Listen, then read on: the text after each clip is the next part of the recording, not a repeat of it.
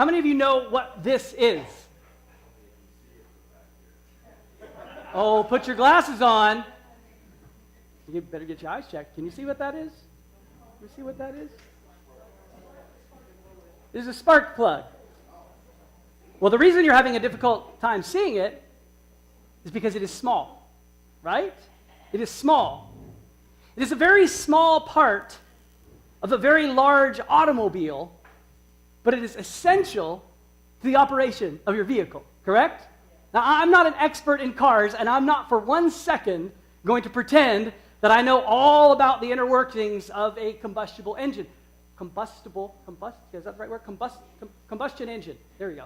Okay? But I do know that if the spark plug is not sparking, or if the spark plugs in the vehicle are out of sync, my vehicle will not get me where I need it to get me. Is that correct? For those of you who are car guys, am I right on this? Grant, Mark, yeah? Bob, you know a little bit about cars, right? Yeah? Okay, so if this spark plug is not sparking, I had to explain to Sarah this morning what a spark plug actually is and what it does.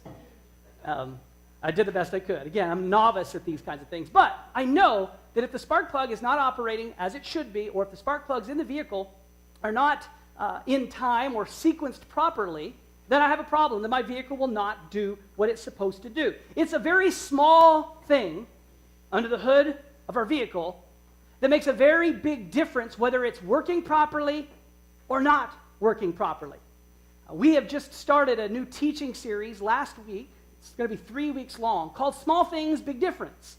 And what we're doing is we're launching into our new calendar year, 2018, with the plan of addressing a few very small things in our lives that could make a very big difference in the quality of our life, not just in 2018, but beyond. Very small things that make a big difference in our lives. And last week we looked at this principle, and that is that it's the small things that no one sees that result in the big things everyone wants.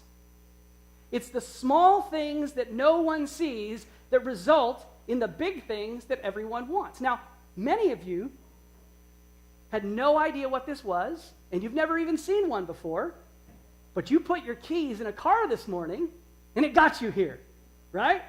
So even though you may have never even seen this thing, it does something that's very important for you, very critical for your navigation. Now, last week we looked at the small thing, something that takes place between our ears, called our thoughts.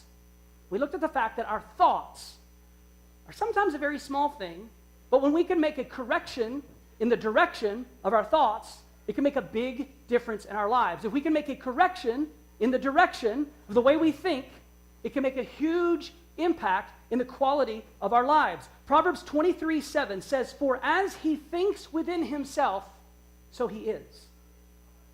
For as he thinks within himself, so he is. So what goes on between your ears really shapes a lot about who you are, your experience in life, and the way that your relationships work.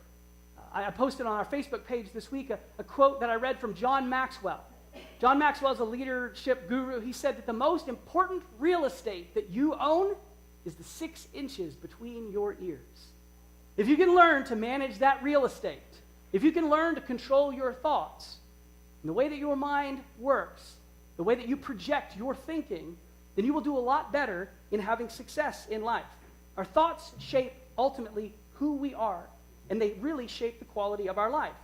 And what we looked at last week was this idea of taking our thoughts captive and making them subject to the truth, who is Jesus. We realize that there are 2 different types of thoughts that go through our head. There are either thoughts that are true, or there are thoughts that are trash.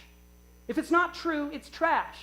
And if we can learn to run it through the filter of who Jesus says we are, and what Jesus says about us, and the value that God places on us as human beings, if we can learn to take our thoughts captive, particularly those negative thoughts, and then make them slave to good things, to the truth, then we have a much better chance of living life that's full and abundant, and having healthier relationships, having a healthier perspective on our lives. I posted a thing on our Facebook or on Twitter several years ago. It was a quote from a pastor of one of our churches down in the States named Jeremy Bing. And he had posted this on Facebook or Twitter or something, and it stuck with me. I've never forgotten it. He said that what entertains you trains you. What fills your head floods your heart. What entertains you trains you. What fills your head floods your heart. And we determined last week that a lot of times the thoughts that we have in our head come as a result of things that we're consuming. Media we watch, things we listen to, things we read, even the relationships that we keep. What entertains you trains you. What fills your head floods your heart. And then this is what Jesus says in Luke chapter 6. The mouth speaks what the heart is full of. So whatever you fill your heart with, starts in the mind, comes to the heart, eventually overflows out of the mouth. What entertains you trains you. What fills your head floods your heart. What floods your heart eventually comes out of your mouth. Your mouth. Like a spark plug. Your little tongue. In between those teeth. Behind those lips. When it's working properly, it can be gold. When it's going well, things are good. But when that little thing called your tongue, your mouth, those words, aren't working the way that they ought to be working, when they're not in sync with the way that things should be, you can have a big problem on your hands. Either things don't go anywhere at all, or you end up having explosive destructions. Today, the little thing that we're going to be looking at is the words that we choose to use. Our words. Words, when they're used properly, are invaluable. Words, when they're used improperly, can be utterly destructive. It's a very small thing that can make a very big difference in your life. Let's just take a minute to pray before we dig into this topic today. Bow your heads with me. God, you are so faithful to us and so graceful with us, because there's probably not a person sitting in this room who hasn't not only had negative and destructive thoughts, but verbalized many of those.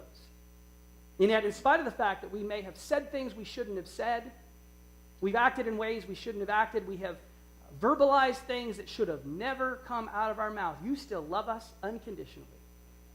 But we know, God, that in order for us to live according to your best laid plans for our lives, we've got to learn to control what comes out of our mouth.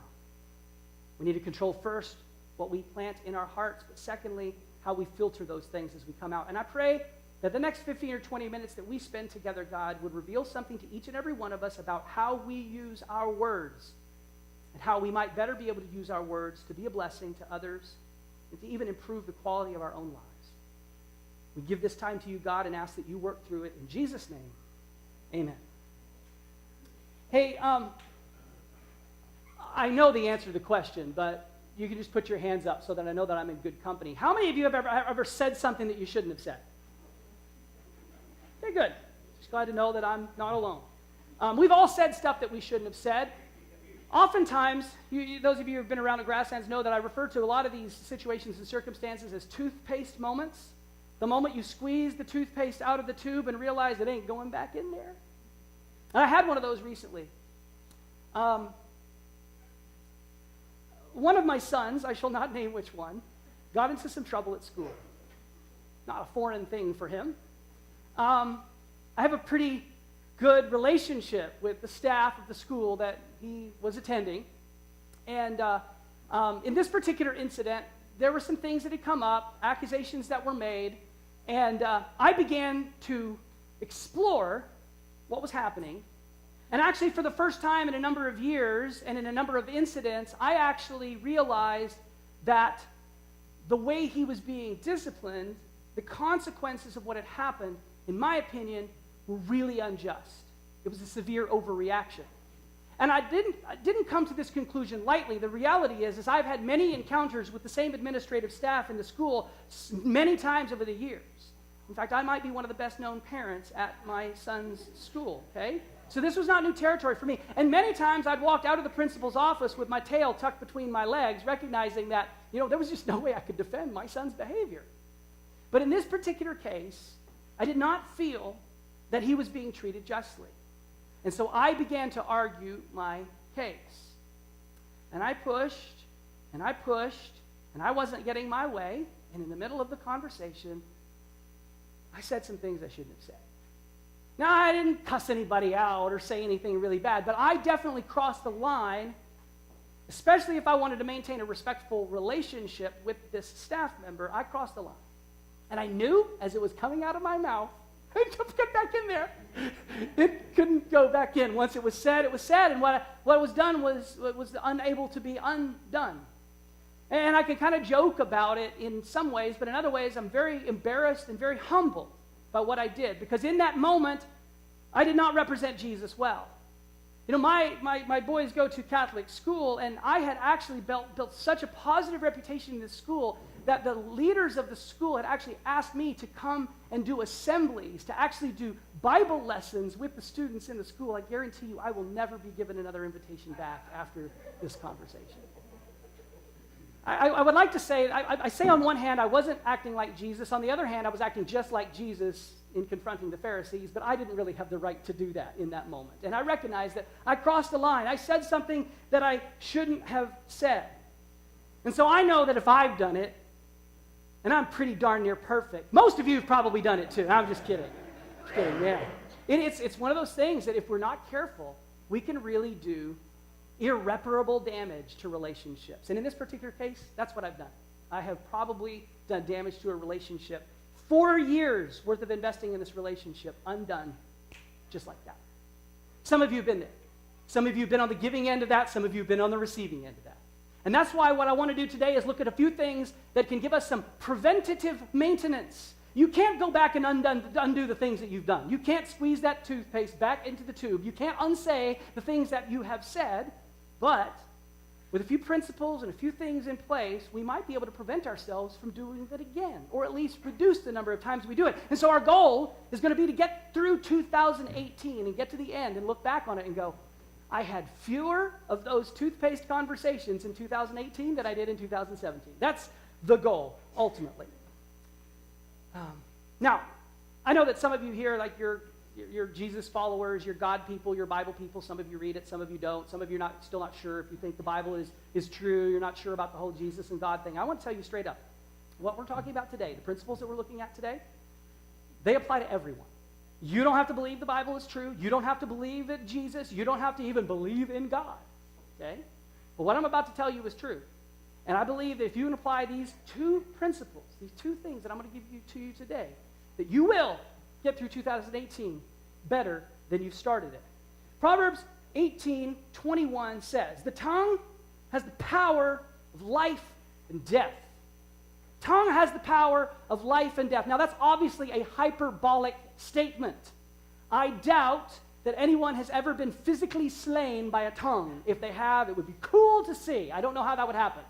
Okay? Nor has anyone actually been resuscitated or given life with a tongue. It is a hyperbolic statement, yet most of us probably can relate to the truth in that statement, again, because we've either been on the giving end, more likely we've been on the receiving end. You've had somebody say something to you at some point in time that literally chopped your legs off at the knees.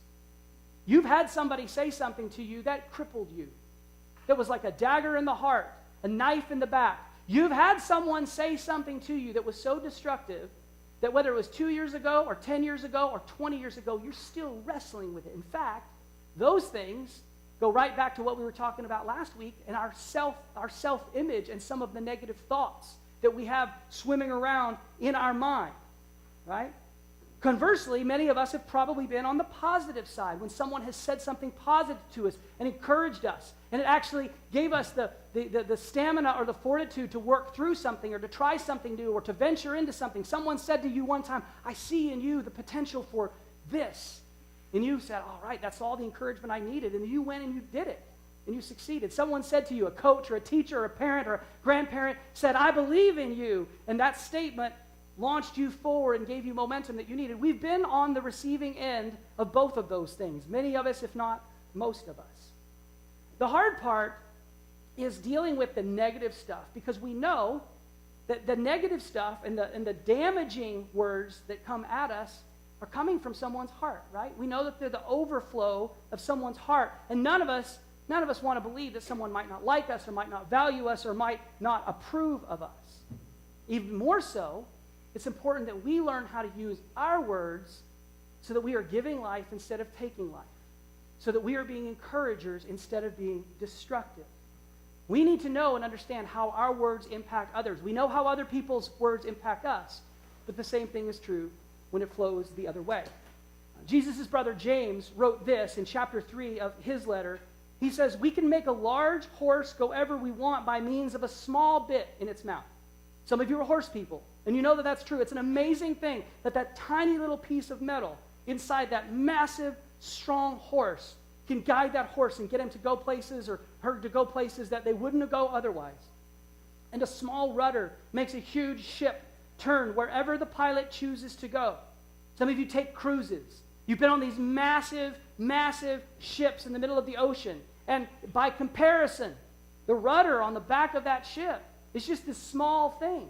Yet it gets you where you need to go. Even though the winds are strong, the pilot can still steer it where it needs to go. In the same way, the tongue is a small thing and makes grand speeches, but a tiny spark, just like that little spark plug, can set a great forest on fire. When the timing and the synchronization, when it's all working right, it's good. But when it's out of sync, when it's out of control, it can be very, very destructive. Proverbs 18:21, the tongue has the power of life and death. We ought to choose words that give life over words that take life. Our words can give life, or our words can take life. If you observe relationships, people that you know, the good, healthy relationships, by and large, will be relationships in which life-giving words are used, for the most part. Those relationships that you know, whether it's a marriage relationship or parent-child relationship or co-worker relationship, whatever the case may be, when life-giving words are used, those relationships tend to flow smoothly. They tend to be without a whole lot of conflict. But conversely, stressful, conflicted, antagonistic relationships often have patterns of using life-taking words. A lot of negativity, a lot of criticism, a lot of condescension. Proverbs 12:18 says, the words of the reckless pierce like swords, but the tongue of the wise brings healing. Same thing, right? Words that are used improperly can be like a sword and can do all kinds of damage, but our words can also heal. They can also give life. Proverbs 15:4 says, the soothing tongue is a tree of life, but a perverse tongue crushes the spirit. I read this verse this week, and the first thing that I thought of was our city and the diversity of our landscape here. We have trees, big, massive, hundreds of year old trees. Where do those trees reside? Where do they grow? The riverbank, right? Where there is water, where there is fluid, where there is life. You get, 2 or 3 kilometers away from the river, and it's desert. It's flat. There's no trees. I got no trees in my neighborhood, But you get down here in the Lions Park or down at Strathcona, there's trees that are so big and so old, so full of life, you can't even get your arms around them. Our words are like that water that flows to the trunk of those trees, to the roots of those trees, and they can give life. Examples of words that give life are things like, I said this before, I believe in you. I believe in you. I'm proud of you. I saw what you did there, and I am proud of the way you acted. I'm proud of the effort you put forth. I appreciate you. When someone tells you that they appreciate you, you know that that gives you life. I value you. You complete me. Just trying to break the tension here, okay? Okay, life-giving words, life-taking words. What did you do to your hair? Okay, sometimes it's not even the words, it's how you use the words, right? Because if I said, Mitch, what did you do to your hair? Or, Mitch, what did you do to your hair? There's not much you can do with your hair. More than I can do with mine. Yeah. Life-giving versus life-taking. No wonder you're not married. Ouch. You'll never amount to anything. Some of you are living with that, right? Some of you were told that when you were young, and you're living that. Somebody prophesied that over you. you'll never amount to anything. And you've believed it. You've believed that lie, which is trash. Why can't you be more like fill in the blank? Those are life-taking words. Those are things that are destructive. Those are things that come out of our mouth. Man, we better be alert to those things. They need to go through a filter before they come out. Now, I'm going to give you 2 action steps. 2 things. Again, you don't have to be a God person, a Bible person, a Jesus person to put these into play. Okay? This is for everyone. You put these 2 into play, guarantee you we can have a conversation this time next year, and you will say, my life improved. My relationships improved. My relationship with God is better. Okay? You ready? Here's number 1. 1, if you think of something good to say, speak up. If you think of something good to say, speak up. Say it. Don't withhold it. Proverbs 16:24 says, kind words are like honey, sweet to the soul, and healthy for the body. If you've got good words to say, don't withhold them. Give life. Use your healing, life-giving words. The tip of your tongue, between your lips, behind your teeth. You have the ability to bless someone. And if you think of something good to say, if you think of something encouraging to say, if you think of something positive to say, and you choose not to say it, you are withholding a blessing from someone. You are withholding gold from someone. Why would you ever want to withhold a blessing from someone when you can bless them simply by making a statement, saying something that can be so encouraging and so helpful? There's a book in the New Testament of the Bible called Hebrews. The writer of the book of Hebrews says that we as the church, brothers and sisters in the faith, that we ought to encourage one another daily. Encourage one another daily. That's chapter 3, verse 13, for any of you who are looking at for it. I don't have it up on the screen. Hebrews 3:13.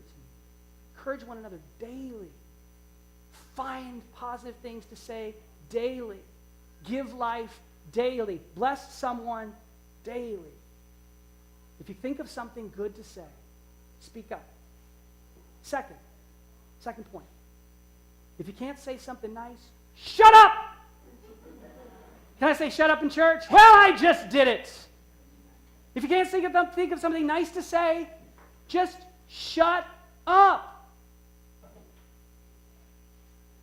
That's a lesson that all of us just need to learn, right? Close the mouth.